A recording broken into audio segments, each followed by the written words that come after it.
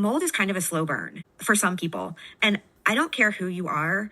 I do not think that it is safe for anyone or conducive to health for anyone to live in a situation where the indoor mold is at a level that is like, I mean, if there's one person in the house that's getting sick, I think everyone in some way, shape, or form is being impacted, whether they kind of think like feel it or not. I agree with that. So it affects people so differently. And I will say for my husband, like he was like when he was living there, he's not like a fiery, angry person, and he was very angry. And I can't separate it from like the situation of, you know, the fact that your wife and children aren't living there with you, but he was just very volatile. And I mean, I don't think he's actually been very helpful, I think, to some other, especially husbands who have been sort of the counterpart of somebody who's been made really sick by mold, like talking to them and helping them understand kind of, I guess, a better way of dealing with things.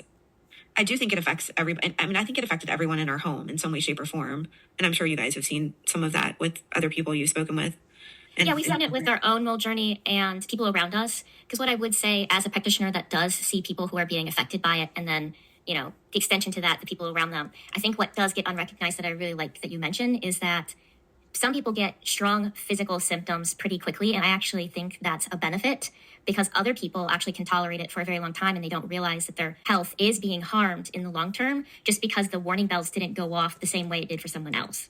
I think that that's very accurate. Like you see things like, you know, I mean, with my husband, there were things like insulin resistance, weight gain, things like that are not things that people noticeably contribute to mold exposure. But, you know, when you start peeling back the layers, you know, when nothing else has changed, but like your environment and things like that, and, you know, other people are sick because of mold, you might start looking at things that are going on in your health that like kind of make no sense and think, oh, well, maybe the exposure is affecting me like at a metabolic level, but maybe not, you know, at a sinus level or, you know, something like that. But yeah, at the allergies and the chronic symptom level. But I also think because of how it does impact the brain, I do think in general, even if it's hitting you quickly and it starts scrambling how you're able to think and how you emotionally you feel, it also really starts to impact people's ability to take action on things, to be able to take care of themselves. I think the brain impacts of it cannot be underexplained. I just think how it can completely shut down someone's life and they don't understand why they're not able to do things because